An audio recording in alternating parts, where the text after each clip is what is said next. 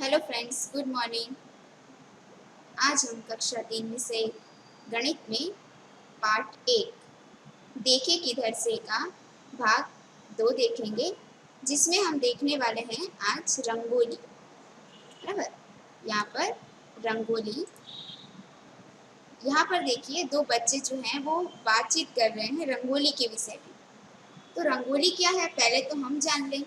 रंगोली क्या है ये तो आपको पता ही होगा कि जैसे कि रंगोली जो है वो भारत की प्राचीन सांस्कृतिक परंपरा है। बराबर, ये संस्कृति का एक हिस्सा है हमारी। बराबर, जब भी कोई त्योहार होता है, बराबर, कोई खास प्रसंग होता है, तो हम अपने घर की देहरी या आंगन में हम रंगोली बनाते हैं।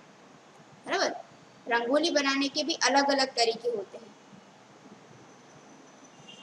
खास करके जो है हम ऐसे रंगों का इस्तेमाल करते हैं।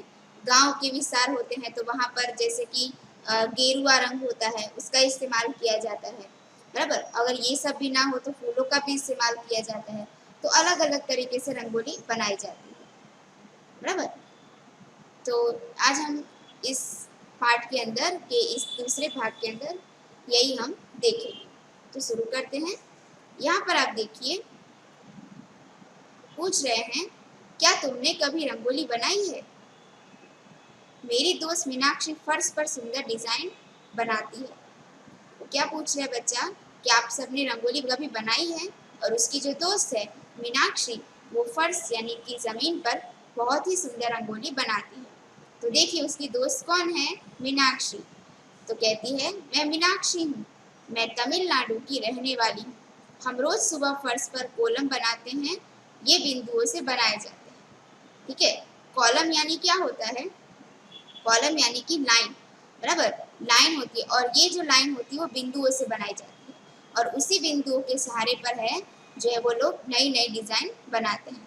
वे लोग क्या करते हैं, जो तमिलनाडु जो विस्तार में रहने वाले जो लोग होते हैं, वो तो हर रोज खास करके वो अपने घर को जब घर की साफ सफाई करते हैं सुबह में, उसके बाद वहाँ पर पानी का छिड़काव करके फिर जो है गेरू से लीप कर उसके बाद वो लोग क्या करते हैं, रंगोली बनाते हैं।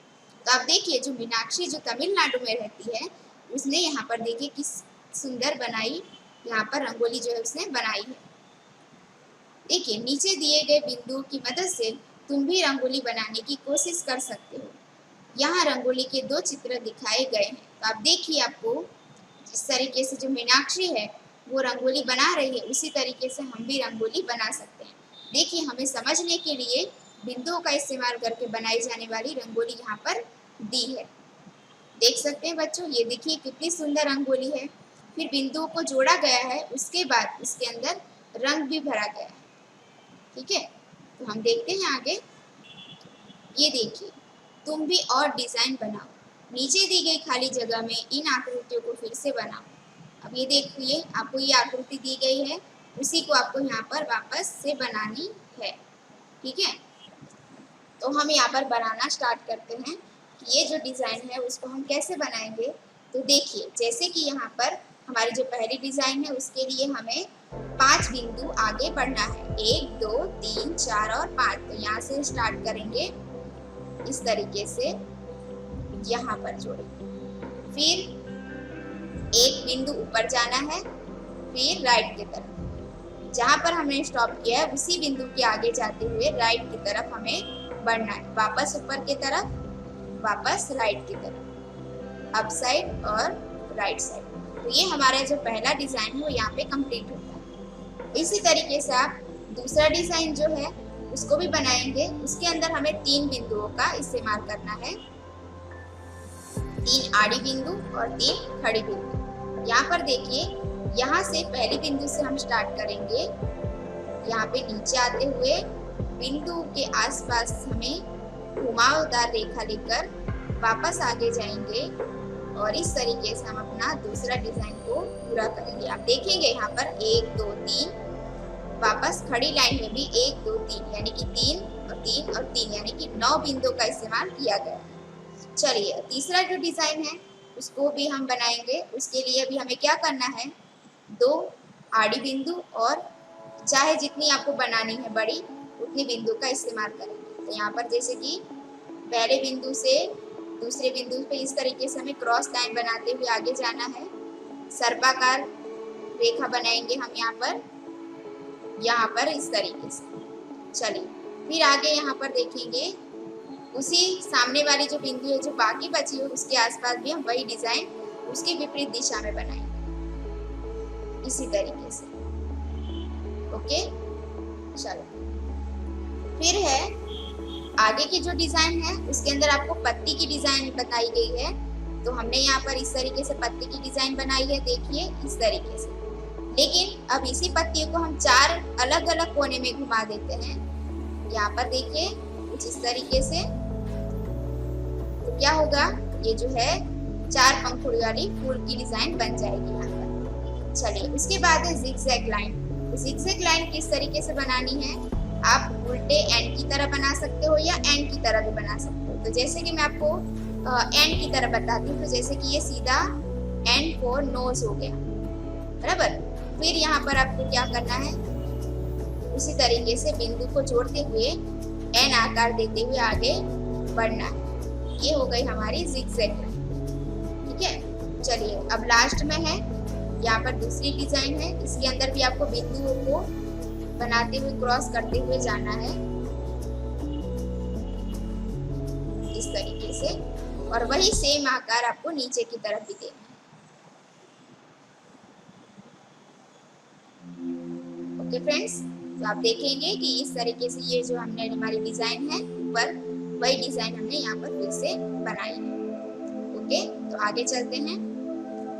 बिंदुओं से अपनी पसंद की आकृतियां और डिजाइन बनाओ। अब आपको क्या करना है, यहाँ पर आप अपनी मनपसंद डिजाइन बना सकते हैं। जैसे कि मैं आपको यहाँ पर कुछ डिजाइन बना के बताती हूँ, जैसे इस तरीके से, बराबर। ये एक रंगोली की डिजाइन बन सकती है। अगर इस तरीके से बिंदु को जोड़ देते तो आपको यहाँ पर कुछ दिए जैसी डिजाइन आपको नजर आ रही होगी, आप देख सकते हैं। तो आपको क्या करना है, ये जो शेप है उसको हमें 4 दिशा में घुमाना है। तो कैसे, तो इसी तरीके से हो गया हमारा दूसरा हिस्सा। अब उसी तरीके से तीसरी दिशा में भी हम करेंगे। ये हो गया हमारा तीसरा शेप। अब यहाँ देखेंगे ये हो गया दूसरा शेप हो जाता है यहाँ पे इसके सामने वाला, और यहाँ पे हमारा कंप्लीट होता है चारों दिशा में दिए का शेप, ठीक है। अब जो ये 4 बिंदु बीच में बचे हैं उनको हम क्यों रहने दें, उनको भी यहाँ पर बीच में एक वर्ग की आकृति बना देंगे। तो आपके सामने है एक रंगोली की इस तरीके की डिजाइन। तो यह बिंदुओं की मदद से ये नई नई डिजाइन हमने बनाई है। चलिए तो आपको दूसरा भी एक पैटर्न बताती हूँ मैं यहाँ पर आप देखेंगे इस तरीके से आपको एक शेप बनाना है। ये देखिए, अब इसके अंदर भी इस शेप को आपको चारों दिशा में घुमाना है। तो इसी तरीके से आप चारों दिशा में इसको भी घुमाते जाइए, ठीक है। तो इससे भी आपको एक नई आकृति मिलेगी। हो गई। अब इन बिंदुओं को क्या करें, इनको भी आप जोड़ सकते हो इस तरीके से, ठीक है। ये हो गया एक शेप। अब इन्हीं शेप को आप दूसरी तरीके से जोड़ना चाहते हो तो ऐसे भी जोड़ सकते हो। तो मैं आपको दिखा दी। तो आप ये एक आपको पैटर्न मिल गया, इसी के अंदर में दूसरा शेप भी बता दी। जैसे कि अब ये जो एक एक बिंदु बचा था उसको भी हम यहाँ पर जोड़ सकते हैं। देखिए इसमें कुछ इस तरीके से हम घुमावदार शेप बनाएंगे, ठीक है। इस तरीके से भी आपको मिल सकता है शेप। इसके अंदर ये हो गया, ठीक है। इस तरीके से भी आप बना सकते हो डिजाइन। तो बच्चों आप भी इस तरीके से आप पैटर्न बना सकते हो। आपको भी इसके अलावा कोई अगर पैटर्न बनानी है तो आप यहाँ पे बना सकते हो। अब आप यहाँ पर देखिए नीचे 6 अधूरे वर्ग और आयत हैं। बिंदुओं को मिलाते हुए उन्हें पूरा करो। अब आपको क्या करना है, इन्हीं आयत को और वर्ग को आपको बिंदुओं को जोड़ते हुए उनको पूरा करना है। तो आप देखेंगे यहाँ पर, आप ऊपर देखिए यहाँ पर 5 बिंदु का इस्तेमाल किया था। हमें नीचे भी 5 बिंदु को आगे बढ़ाना है इस तरीके से, और इधर तीन बिंदुओं को जोड़ेंगे तो ये हमारा आयत कंप्लीट होता है। यहाँ पर देखिए आपको वर्ग जैसी आकृति दिख रही है, इनको भी हमें पूरा करना है 4 बिंदुओं को मिलाकर। फिर यहाँ पर देखिए ये जो है वो थोड़े क्रॉस बिंदुओं को जोड़ा गया है। तो कितने बिंदु जोड़े हैं? 1 2 3 4। तो हम भी 1 से 2 3 और 4 बिंदु, और यहाँ पर भी 1 2 3 और ये 4। तो ये हुआ है हमारा कंप्लीट वर्ग। यहाँ पर भी देखिए इसी तरीके से हमें इनको भी पूरा करना है। यहाँ पर भी ये हमारे 3 बिंदुओं को जोड़ा गया है, फिर यहाँ पर 4 बिंदु। ठीक है, तो ये हमारी आकृति यहाँ पे कंप्लीट है। ठीक है, और लास्ट में एक और है, यहाँ पर आप देखेंगे नीचे दिए गए बिंदुओं का इस्तेमाल करते हुए बनाओ। तो आप देखिए यहाँ पर आपको 1 2 3 4 5 और 6 वस्तु बताई गई, 6 आकृतियां बताई गई। तो आप इसमें से कोई सी भी 5 या 3 आपको यहाँ पर बनानी है। तो जैसे मैं आपको यहाँ पर एक पतंग बताती हूँ, पतंग, मुझे पतंग बहुत पसंद है, मैं आपको यहाँ पर पतंग की आकृति बनाना बता रही हूँ। अब देखिए यहाँ पर मैंने 3 बिंदुओं को जोड़ा है इस तरीके से, बराबर। आप अपने तरीके से अपने मन से बना सकते हैं। फिर देखिए जैसे कि मुझे कोई फूल बनाना है, तो यहाँ पर मैं फूल, यहाँ पे एक ये जो मेन बिंदु है यहाँ पर मैं रखूंगी, और उसके चारों ओर से जो है मैं 2 बिंदुओं को उसके अंदर में लूंगी। यहाँ पर देखिए एक, यहाँ पर ये दूसरी पत्ती, यहाँ पर ये तीसरी, और यहाँ पर ये चौथी। ओके, तो ये फूल की एक आकृति हो गई। चलिए एक नाव की आकृति अगर मुझे बनानी है तो मैं यहाँ पर एक नाव की आकृति बना सकती हूँ। देखिए